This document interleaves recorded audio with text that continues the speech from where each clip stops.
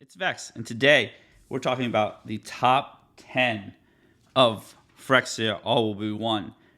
Before you hear are my honorable mentions, because I like to go through honorable mentions.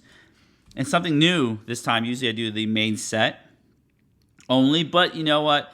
The main set always has a commander attached to it, so I'm going to do the main set, which is PHYREXIA All Will Be One, and then PHYREXIA All Will Be One commander right here.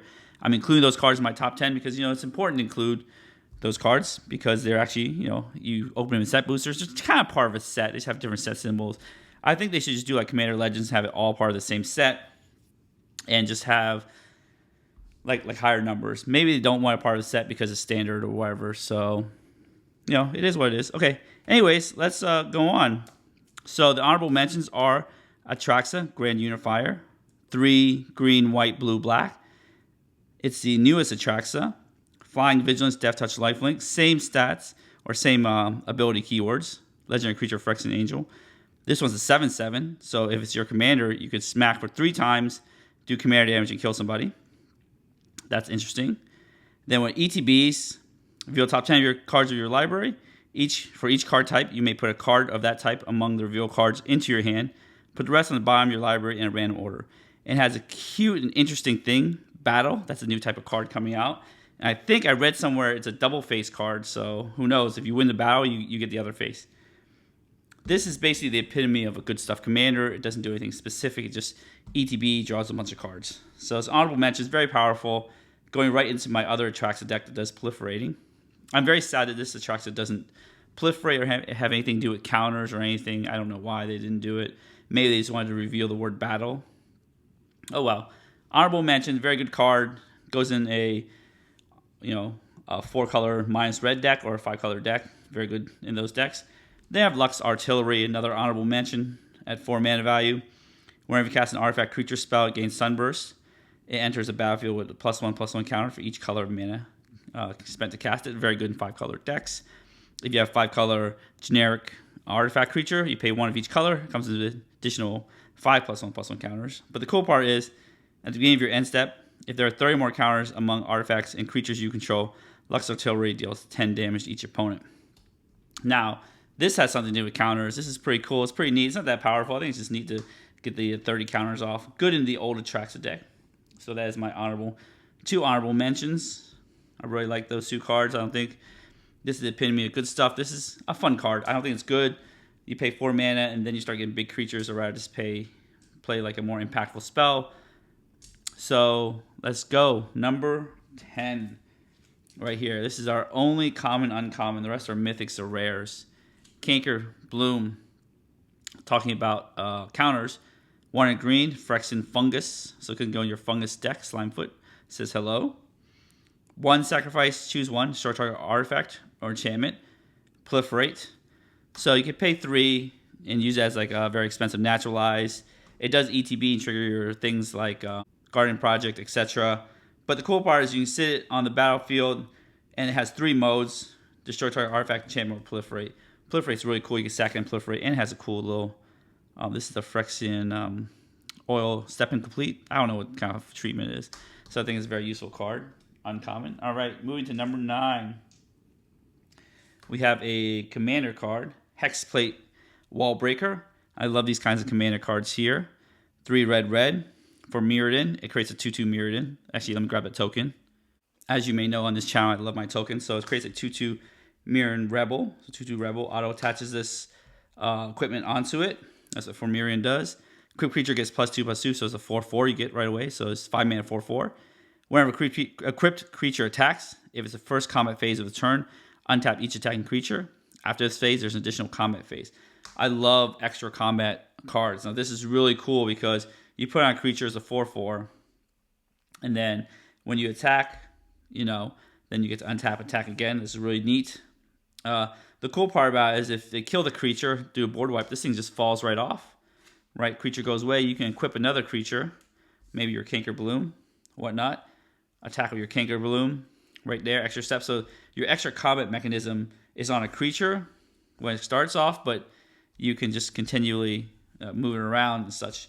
So I think that's really, really neat there. All right, number 8. This set, I forgot to mention at the beginning, set's extremely powerful. I mean, so powerful. An extra combat creature would normally be in the top 4, but it's number 9. So number 8, we have Vraska, Betrayal Sting. And this is the only Vraska I opened, so that's the art you're getting. This is the borderless one. Is it borderless? It's one of those what ifs one, or Phyrexian Infection. I have no idea. It's Vraska Betrayal Sting. 4 black and black Phyrexian. Legendary Planeswalker Vraska. Completed. So if you pay the 2 life instead of the mana, it comes in with 4 loyalty counters. I love this 0 ability. You draw a card, you lose 1 life, proliferate. That's amazing right there. Or it's got like the Oak-ish ability. Target creature becomes a treasure artifact with sack it and lose everything. So you can turn a commander into a treasure. They'll sack it, go back to the command zone. You turn any creature, Blight, Steel, Colossus, whatever, into treasures. And still extra loyalty to go. When you proliferate with a 0 ability, it does the +1 to itself because it can give itself a counter if you so choose, which I think you always choose, yes. -9, if target player has fewer than 9 poison counters, they get a number of poison counters equal to the difference. I think that's fine.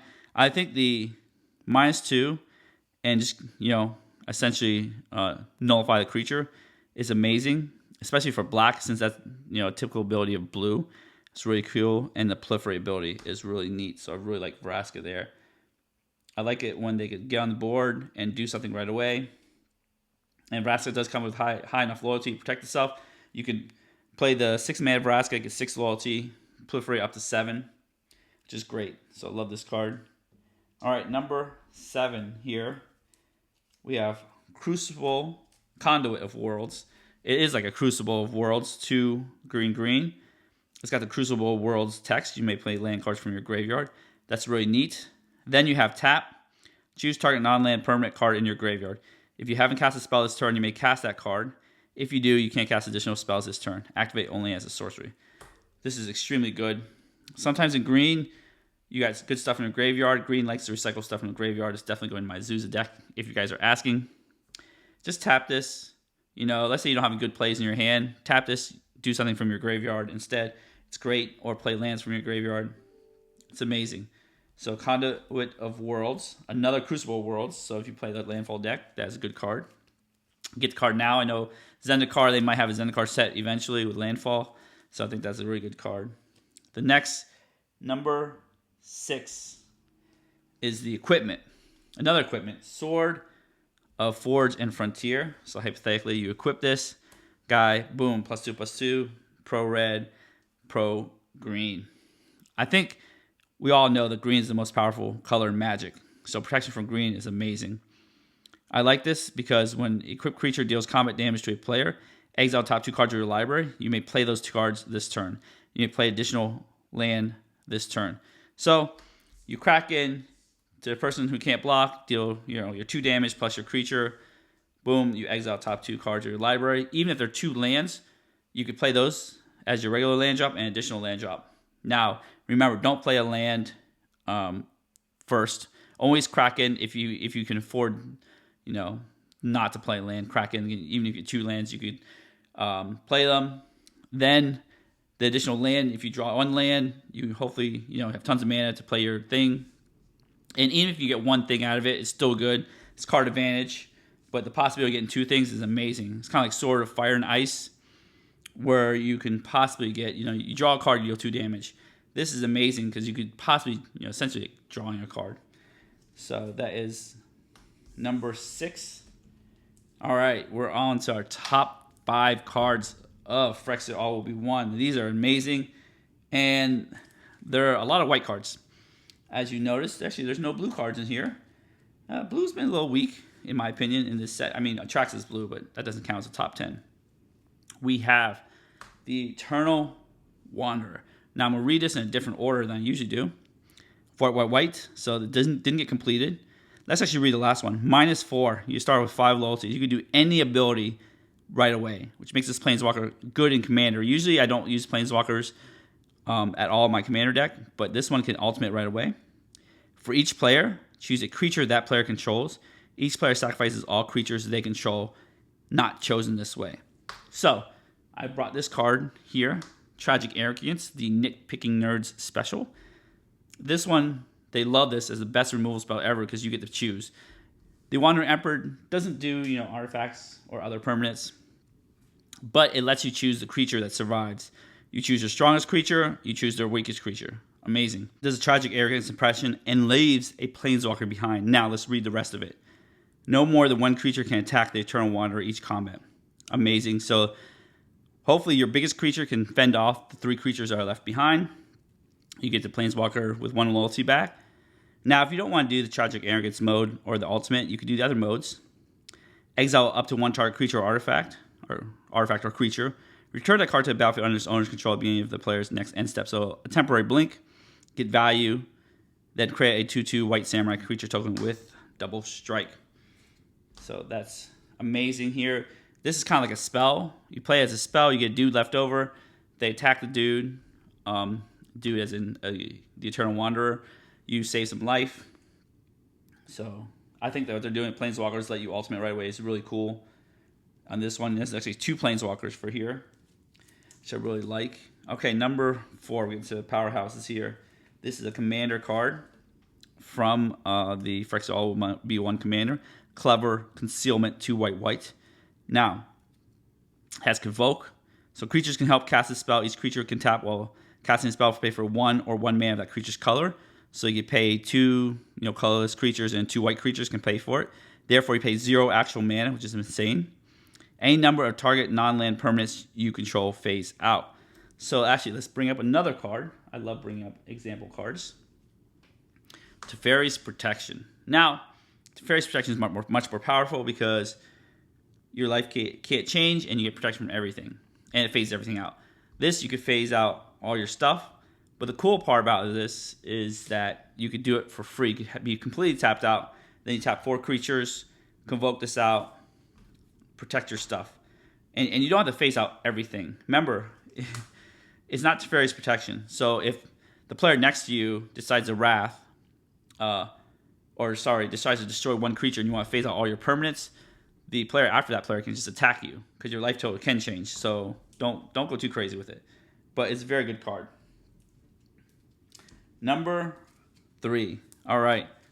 Number 3 is Mondrak, Glory Dominus, 2 white legendary creature, Phyrexian Horror.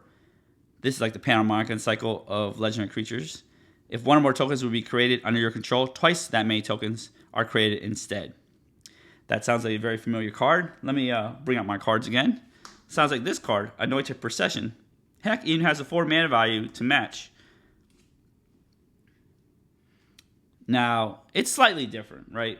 I'm just going to say, this is an effect would create 1 or more tokens. This is if 1 or more tokens would be created. I think it's almost the same. Let's pretend it's the same.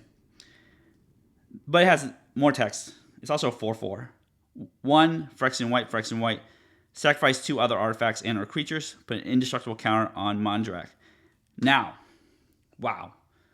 This is Anointed Procession, right? You can pay 1 colorless for life, or 1 generic for life. Sack some creatures because you're making tons of tokens here, and make it indestructible. Now you have an indestructible dude that can actually block, which is great. I think it's an upgrade to Anointed Procession. I'm actually including this in my Brea deck. It's extremely good. Number 2, you'll be surprised at my number 1, right? Number 2 is our Elesh Norn. Mother of Machines. Yes, this is the only one I have, is the Phyrexian one. I'm very upset because I want an English one. I'll take any English variant, but I got a Phyrexian one. Oh well. It's 4 and a white, legendary creature, Phyrexian Praetor. Vigilance, 4/7. If a permanent entering the battlefield would cost 1 of your items to trigger, it triggers twice. If permanent entering the battlefield causes 1 of your opponent's ETB things to trigger, it doesn't trigger at all. So essentially, it is a Panharmonicon, doubles, and then Torpor Orbs your opponent means they can't do anything. Sucks to be them. It is sucky, and it's happened to me maybe 1 time. You play an Elesh Norn, and your opponent either clones the Elesh Norn or plays their own Elesh Norn, and your ETB creatures do nothing. So beware playing against an Elesh Norn with Elesh Norn. But I think in 9/9, it's fantastic. As long as your game plan doesn't revolve around having this as your commander, playing this 9/9 is very good. Number 1 card. Okay, this is the best card in the set, I believe. Now, before we go to number 1, we have the white cards. 4 of the top 5 are white cards. This is number 1, a colorless card, the Mycosynth Garden. Here, it's actually pretty curled gardens. I have a extended one. The reason it's number 1 is because this goes in any deck, right? Let's read its abilities. Land, Sphere, that's okay. Tap, add 1 colorless. 1 tap, add 1 mana of any color. X tap, the Mycosynth Gardens becomes a copy of the target non-token artifact you control with mana value X. Now, as with other cards, I brought examples. Here we have the Soul Ring that everybody plays in their deck. 1 tap, copy this, turn this into a Soul Ring. I mean, it's tapped when you activate it, but you turn it into a Soul Ring. It's great. And it's a permanent. It doesn't last. It doesn't say till end of turn, just forever. Right here, or you can have other things like here. Let's say you want more mana, more colors. Turn to Arcane Signet, or utility. Turn to a Soul Guide Lantern. It doesn't get the ETB on Soul Guide Lantern, but you could tap it, turn to a Soul Guide Lantern. Untap, sack, draw a card. You can turn to one of those little Horizon lands, draw a card. The good part, the why it's so good, is because look at the card. The color identity is a colorless card, and it's yellowish. That means it can produce any color. This middle ability sets it incredibly over the ranking of where I would put this. If it didn't have this middle ability, I would put it somewhere over here because it's just a colorless lands. We have tons of colorless lands in our deck. However, this thing can produce 1 in a tap. It's like mana filtering. Produce a mana of any color. Now, that's very valuable because usually colorless lands are a penalty because it doesn't produce colors. This one produces 1 of any color. It just requires you extra mana. But let's say you have a black mana, you got Swords of Plowshares, so you can tap, black mana, filter through here, cast Swords of Plowshares. Or you only have white mana to cast mondrak.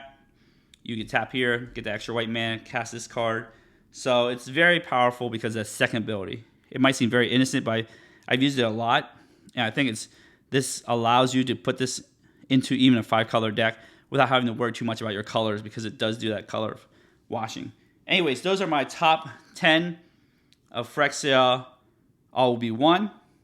If you did enjoy this video and you have your own top 10, leave a comment in the comment section below. Give the video a thumbs up, smash the subscribe button, hit the notification bell to be alerted for new videos in the future. And as always, have a wonderful day.